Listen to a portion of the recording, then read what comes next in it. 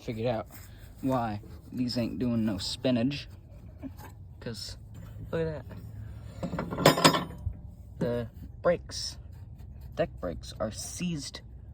They ain't moving. Seized onto the blade pulleys. That would probably be why they aren't spinning. So I just gotta figure out how to unseize those. Probably has something to do with a shitload of WD-40. And then I hopefully shouldn't need a new pair of spindles. Dude. Ain't no way. Dude, my WD-40 seized too. Oh hell, new plan.